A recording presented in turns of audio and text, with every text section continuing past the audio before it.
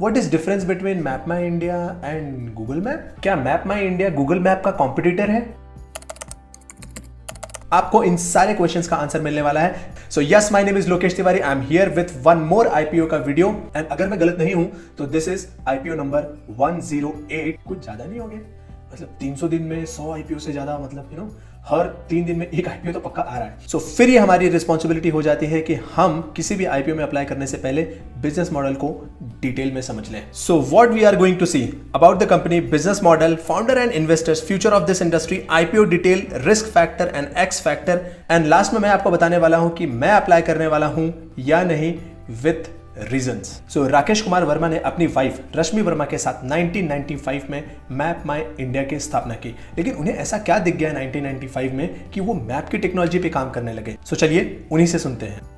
तो सबसे पहले तो ख्याल आया कि डिजिटल मैप बनाना क्या पॉसिबल भी होगा, लेकिन जब ये दिमाग में आया कि 80% of any data will have a location और मैप कंपोनेंट, जब ये दिमाग में घुस गया तब हमने कहा कि कोई भी चैलेंज हो हम तो डिजिटल मैप बनाएंगे। तो ये आइडिया कुछ आना और आइडिया के साथ कन्विक्शन होना और फिर पैशन हो जाना, तब जाके कोई चीज बनती है। यही मेरा 25 साल का एक्सपीरियंस बताता है। सो राकेश कुमार वर्मा को ये बहुत क्लियर था कि फ्यूचर में जितना भी डेटा जनरेट होने वाला है उसमें से लगभग 80% प्लस डेटा जो है वो जियोग्राफिकली अटैच होगा, मतलब उसमें लोकेशन का बहुत बड़ा रोल रहने वाला है। सो इसकी तैयारी उन्होंने 1995 से ही शुरू कर दी। बट ये कंपनी करती क्या है, एग्जैक्ट बिजनेस करती कैसे है, और गूगल मैप से क्या इसको कोई खतरा है? सो ये हम आ गए हैं मैप माई इंडिया की वेबसाइट पे। आप यहाँ पे देख सकते हैं इनकी जो कस्टमर्स हैं, Amazon Alexa, Apple, ISRO, Indian government, Uber, Facebook, McDonald's, Mercedes Benz, PhonePe, many more. But इनके इतने सारे कस्टमर हैं कैसे? सो आप यहाँ पे इनके प्रोडक्ट सेगमेंट में देख सकते हो। एक तो इनका काम मेनली मैप पे है, विच इज मैप का डेटा प्रोवाइड करना, डेमोग्राफिक डेटा प्रोवाइड करना, ये सारी चीजें मैप से रिलेटेड है। सो इसको ये कहते हैं map as a service, which is MaaS. कंपनियों के पास बहुत सारे ट्रक होते हैं, लॉजिस्टिक्स होता है, सामान एक जगह से दूसरी जगह लेकर के जाना होता है। तो उसके इसमें कंपनियों को बहुत क्लियर डायरेक्शन देना होता है ट्रक्स को या फिर उनके पूरे लॉजिस्टिक्स सिस्टम्स को। प्लस चाहे पैसेंजर व्हीकल हो या फिर स्कूल बसेस हो, वहां पर भी मैप माई इंडिया के काफी ज्यादा यूसेज हैं। सो जैसे कि आप यहाँ पे देख सकते हो, मिस्टर राकेश वर्मा को founder, chairman and managing director हैं इस कंपनी के। He has more than 49 year of experience and 26 plus years with MapmyIndia. So इन्होंने अपनी मैकेनिकल इंजीनियरिंग कंप्लीट की बिट्स पिलानी से 1972 में। इसके बाद इन्होंने बिजनेस एडमिनिस्ट्रेशन की डिग्री ली ईस्टर्न वॉशिंगटन यूनिवर्सिटी से, यूएसए, इन 1979। सो अगर आप इन्वेस्टर्स के नाम की लिस्ट देखोगे तो PhonePe, which is owned by Flipkart, and then Qualcomm, Zenrin, ये इनके फेमस 3 इन्वेस्टर्स हैं। So in terms of client हमने ऑलरेडी शुरू में डिस्कस कर लिया था कि Mahindra, Honda, Ford, TVS, Maruti Suzuki, Hero, and then government of India, everybody is there customer. So B2B segment में जो इनके कस्टमर्स है, जो इनके क्लाइंट है, बहुत ही स्ट्रांग है। सो इसलिए ये कंपनी बहुत ही स्ट्रांग पोजीशन पे अपने आप को होल्ड करती है। हमें ना डेटा देखने से पहले ना हमें अपना बिहेवियर एनालिसिस करना चाहिए। आज से 15 साल पहले हम कितनी बार गूगल मैप यूज करते थे वर्सेस आज हम कितनी बार यूज करते हैं। सो आज आप गूगल मैप यूज करते हो, अमेजॉन यूज करते हो, फ्लिपकार्ट यूज करते हो, स्विगी यूज करते हो, जोमेटो यूज करते हो, हर जगह आपको मैप का इस्तेमाल दिख रहा होगा। आप इजिली ट्रैक कर सकते हो कि आपका जो बंदा है डिलीवरी लेकर के आ रहा है वो कहाँ पे है, कितनी दूर है, कितने टाइम में पहुंचेगा। Exactly you can track everything. So इस तरीके से मैप का इन्वॉल्वमेंट तो क्लियरली बढ़ रहा है और यही सेम चीज बिजनेसेस में कंटिन्यूअसली बढ़ती जा रही है। सो एक बार डेटा पर्सपेक्टिव से भी देख लेते हैं। ये सारा का सारा डेटा जो है वो बिलियन डॉलर्स में होने वाला है। तो ये नंबर भले छोटे दिखे बट ये बिलियन डॉलर्स में है सब। मार्केट साइज 0.14 से होकर ये 0.32 हो जाएगा, विच इज ऑलमोस्ट डबल से भी ज्यादा 2025 तक। Same map development integration services, same ये भी 16% के CAGR से ग्रोथ आने की पूरी उम्मीद है। सो आप देख सकते हो इस पूरे सेगमेंट में लगभग 16% के CAGR से ग्रोथ आने की संभावना है, विच इज नेक्स्ट 5 ईयर में डबल हो जाएगा। सो ये सब कोई ग्रोथ फेज में है। तो सिमिलरली जैसा हम देख रहे थे, चाहे वो ऑटोमोटिव इंडस्ट्री हो, चाहे वो एंटरप्राइजेस हो, चाहे वो कंज्यूमर हो, चाहे वो गवर्नमेंट हो, चाहे वो सनराइज सेक्टर्स हो, कोई भी हो, हर कोई अपने सिस्टम में मैप का इस्तेमाल कर रहा है। और इसकी जो सबसे फास्टेस्ट अडैप्टिव इंडस्ट्री रहने वाली है वो है ऑटोमेटिव। हम बोल रहे हैं कि ऑटोमेटिक कार्स आ जाएंगी, ऑटोमेटिक चीजें आ जाएंगी, बट उनको जियो लोकेशन की जरूरत तो पड़ेगी कि भाई जाना कहाँ है, कैसे जाना है, लोकेशन क्या है, रोड कहाँ पे है, ट्रैफिक कहाँ पे है। ये सारी चीजें मैप के थ्रू ही प्रोवाइड होती हैं। अब एक क्वेश्चन आपके मन में होगा कि लोकेश, अगर सब कुछ इतना ही सही है तो जाहिर सी बात है इनके कॉम्पिटिटर्स भी होंगे।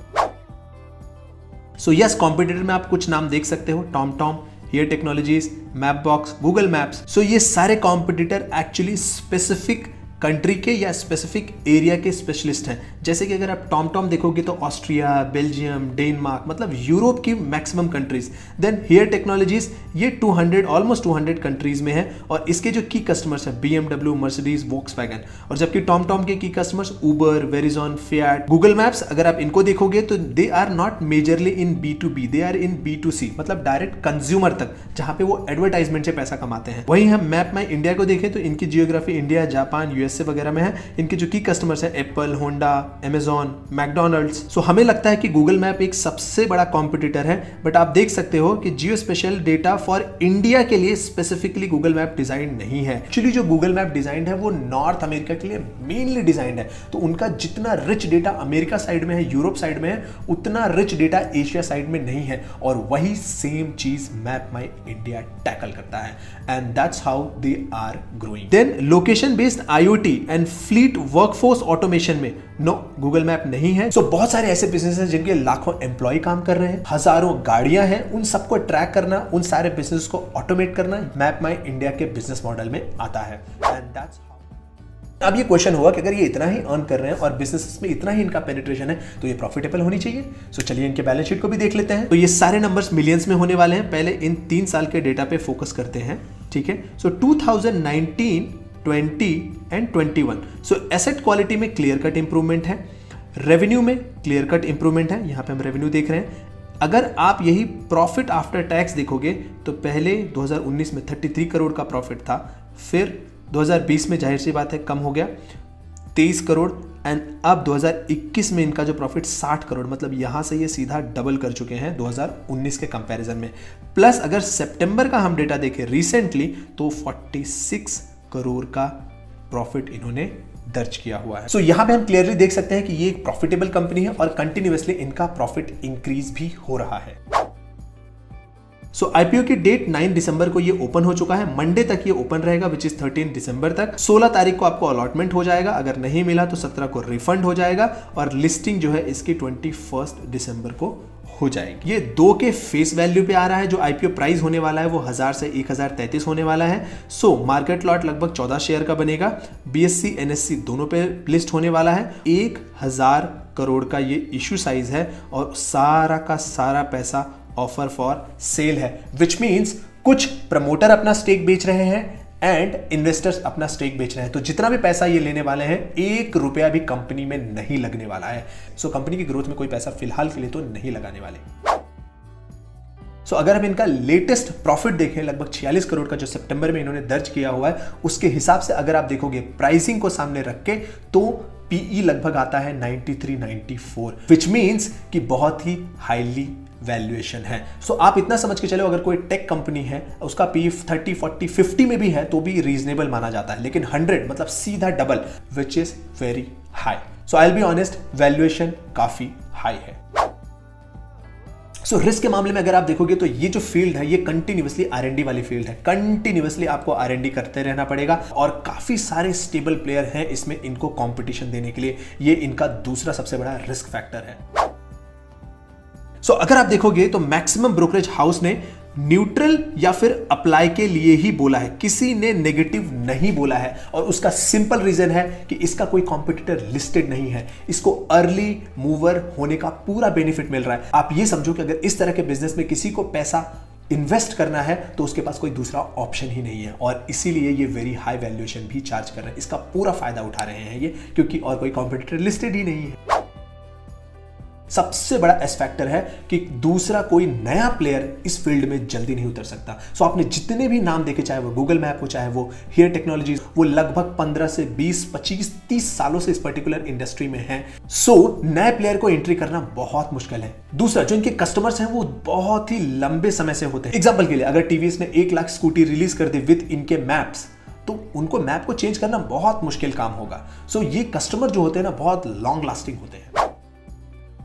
सो आप यहाँ पे देख सकते हो, ये लाइव मिंट की वेबसाइट है, उसका ही डेटा है। सो इसका जो ग्रे मार्केट प्रीमियम चल रहा है वो 1010, मतलब 1033 का प्राइस है और 1010 का ग्रे मार्केट प्रीमियम है, विच मीन्स ऑलमोस्ट 100% पे ग्रे मार्केट प्रीमियम चल रहा है। सो अगर आपको आईपीओ में अलॉटमेंट होता है तो बहुत हाई चांस है कि आपका पैसा डबल भी हो जाए। सो क्या मैं इस आईपीओ के लिए अप्लाई करने वाला हूं? तो आंसर है यस, मैं अप्लाई करने वाला हूं फॉर श्योर। लेकिन एक बात, क्या मैं लॉन्ग टर्म के लिए होल्ड करने वाला हूं? तो आंसर है नो, क्योंकि नेक्स्ट 2 क्वार्टर्स में मैं और भी डेटा देखूंगा और भी क्लियरली इसको एनालाइज करूंगा और उसके बाद अगर मुझे सही लगा तो मैं फिर से इस कंपनी में इन्वेस्ट कर दूंगा, मुझे चलेगा। सो अब आपके पास कंपनी का पूरा एनालिसिस है, आपके पास वैल्यूएशन, प्राइसिंग, बैलेंस शीट, सब कुछ मैं लेकर के आया हूं। Now it's up to you whether you want to apply for this IPO और नॉट। मैं लोकेश तिवारी इस तरह के वीडियो आप तक जरूर लेकर के आता रहूंगा, क्योंकि मेरा ऐसा मानना है सही फाइनेंशियल इंफॉर्मेशन से आप फाइनेंशियली फ्री बन सकते हो। Thank you so much.